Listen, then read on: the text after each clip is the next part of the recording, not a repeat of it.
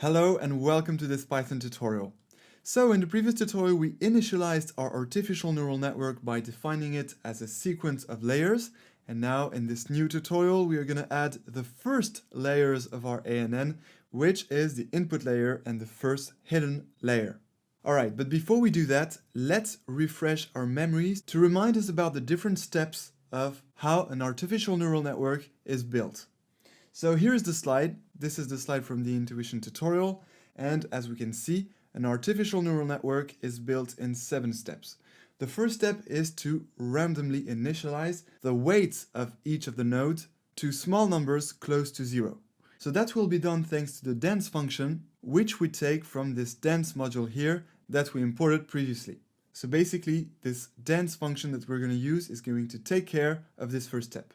Then, next step, our first observation row goes into the neural network. And as we can see in this step 2, each feature is going to one input node. So we already know the number of nodes we'll have in our input layer, and this number is nothing else than the number of independent variables we have in our matrix of features. So what is this number? That is 11 independent variables.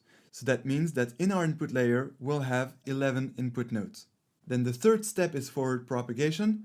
So from left to right, the neurons are activated by the activation function in such a way that the higher the value of the activation function is for the neuron, the more impact this neuron is going to have in the network. That means the more it will pass on the signal from the nodes on the left to the nodes on the right.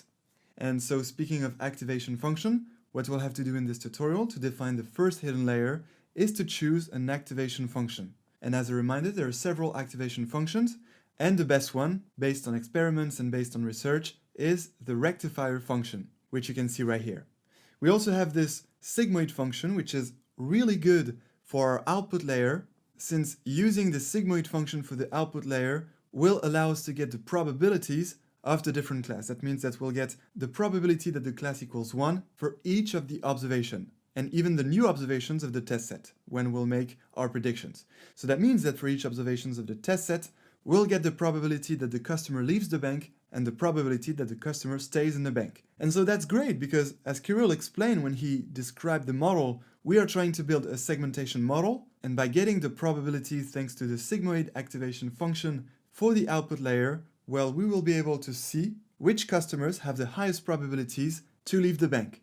So we will even be able to make a ranking of the customers ranked by their probability to leave the bank. So that can be very useful, and then you can segment your customers according to their probability to leave the bank and according to what you decide to do in terms of business constraints and business goals.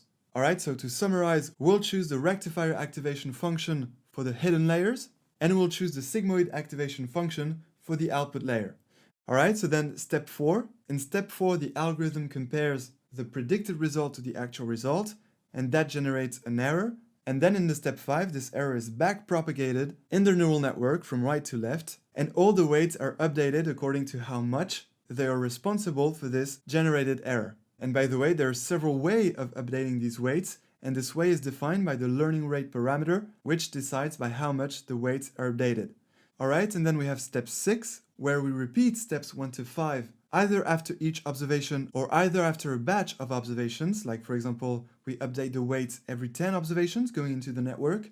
And finally, step 7, when the whole training set passed through the ANN, that makes an epoch, and we repeat many more epoch. And we will see how many epoch we choose to do in the end. Alright, so that was a quick refresher of how we can train an artificial neural network using stochastic gradient descent. And so now let's do this step here to add the input layer and the first hidden layer. Alright, so the first thing we're going to do is take our classifier. That's the classifier we initialized in the previous step by creating an object of the sequential class. And now we're going to use a method of this object, which is the add method. And as you might have guessed, this add method is the method that we use to add the different layers in our neural network. So remember, an object is separated from the method by a dot. Here we go.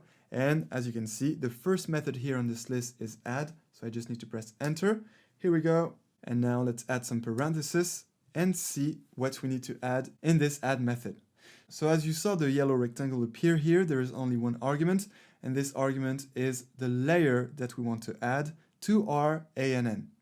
So as you can see in this title of this section, right now we're going to add two layers, the input layer and the first hidden layer.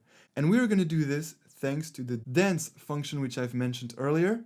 And so right now we're going to input dense and then some parentheses. And as you can see now, there are a lot of arguments. And so we'll add the different arguments of this dense function. And these arguments are going to be all the parameters that we can see on this slide. That is how the weights are updated, what is the activation function we use, and what is the number of nodes we want to choose in the layer, and what is the number of input nodes. Well, everything happens here in this dense function. So let's have a better look at what we need to input by pressing here Command I to get into the help, and that gives us all the different parameters that we need to input. Alright, so let's have a look at the first parameter. The first parameter is output dim. Okay, so what is output dim? That is simply the number of nodes you want to add in this hidden layer. Because more precisely what this add function does is not to add the input layer and the first hidden layer. What it really does is add this hidden layer. And by adding this hidden layer, we're specifying the number of inputs in the previous layer, which is the input layer. So the output dim here is just the number of nodes of the layer we are adding in this add function. So that's the number of nodes of the hidden layer. And now the big question is, how many nodes are we going to add in this hidden layer? That's a big question in deep learning. You'll get a lot of questions like that in forums or deep learning discussions. And the answer that comes most of the time is that it's art. Indeed, there is no rule of thumbs on what would be the optimal number of nodes in this hidden layer. We can give some rules, like for example, if your data is linearly separable, well, you don't even need a hidden layer, and in fact, you don't even need a neural network, but we have better than that. I would not characterize it as a rule, but rather as a tip. And this tip is not based on theory, but rather based on experiment. This tip is to choose the number of nodes in the hidden layer as the average of the number of nodes in the input layer and the number of nodes in the output layer. That is the tip you want to use if you don't want to be an artist. And if you want to be an artist, well, what you have to do is experimenting with a technique called parameter tuning. Parameter tuning is about using some techniques like k-fold cross-validation, for example, which we'll study in part 10, model selection and ensemble model. And these k-fold cross-validation technique consists of creating a separate set in your dataset besides the training set and the test set that is called a cross-validation set. And basically in this set, you experiment different parameters of your model. So typically the number of hidden layers and the number of nodes in the hidden layers. And then you test the performance of your different models with the different parameters. So we won't do it now, obviously, because we want to focus on our artificial neural network. But keep that in mind, and keep in mind that we will do this in part 10, and that it will help us choose the optimal parameters of our model. But for now, we're going to take this tip, which is to take the average of the number of nodes in the input layer and the number of nodes in the output layer. So that is, if I go back to Variable Explorer, well, the number of nodes in the input layer is 11, because the number of nodes in the input layer is the number of independent variables, so 11. And the number of nodes in the output layer is 1, because as you saw in Kirill's intuition tutorial, when the dependent variable has a binary outcome 1 or 0, well, there is only one node in the output layer, and so the average is 11 plus 1 divided by 2, that is 6 nodes in the hidden layer. So that's what we'll choose for the output dim parameter here, and therefore the first argument that we'll input here is output dim equals 6. Alright, now next argument. The next argument is init. So that corresponds to the step 1 of the stochastic gradient descent. And so what we have to do now is to randomly initialize the weights as small numbers close to 0. And so we can randomly initialize them with a uniform function. Here we see that we have the Glorot uniform. This is kind of a uniform function to initialize the weights. And we even have more simple. There is the simple uniform function, which will initialize the weights according to a uniform distribution. And besides, it will make sure that the weights are small numbers close to 0. Alright, so let's input this second argument init. Here we go, init equals, in quotes, uniform. Great. Now comma to input the third argument, and the third argument is the activation argument, which is of course the activation function we want to choose in our hidden layer. So as I just explained, we're going to choose the rectifier activation function for the hidden layers and the sigmoid activation function for the output layer. So here, since we are in the hidden layer, we're going to input here activation equals, and actually the parameter that corresponds to this rectifier function is called ReLU, R-E-L-U. Alright, so let's see if we have all the arguments here.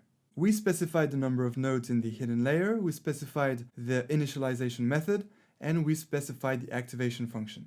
If I select this line right now and press enter to execute, I get this raise exception error. And why is that? It's because there is another parameter that is kind of hidden here that we must input as well. Well, I think you might guess what it is. It is actually the input dim parameter. Even if it appears as one of the last arguments here, this is actually a compulsory argument.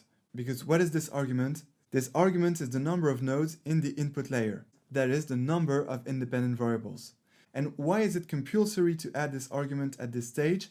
It's because so far our artificial neural network is simply initialized.